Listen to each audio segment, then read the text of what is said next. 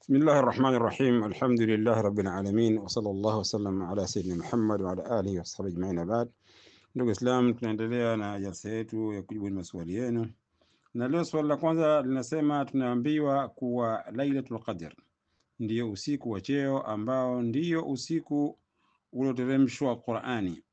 Swali langu, inamaanisha usiku huo iliteremshwa Qur'ani nzima au ndio usiku ambao aliopewa mtume wetu alayhi salatu wassalam alipoteremshiwa aya zile 5 za mwanzo katika suratul Al-Alaq.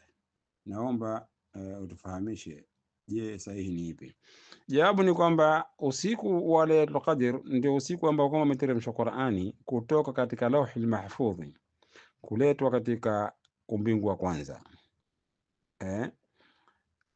Yani Qur'ani imeteremshwa katika usiku huo yote kwa ujumla kutoka katika Lauhul Mahfudh mpaka kuletwa katika umbingu wa kwanza. Halafu kutoka hapo tena umbingu wa kwanza ndio ilikuwa inateremka katika dunia kwa mujibu wa matukio yanayoteremka katika dunia.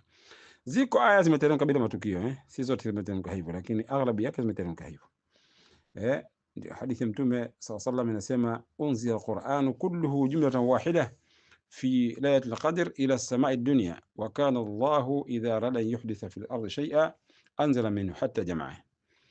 Mfahamiane na katika riwaya nyingine au kuna riwaya vile vile wama tufi Rasulullah sallam mwisho wake illa wal Qur'an majmu' matlu.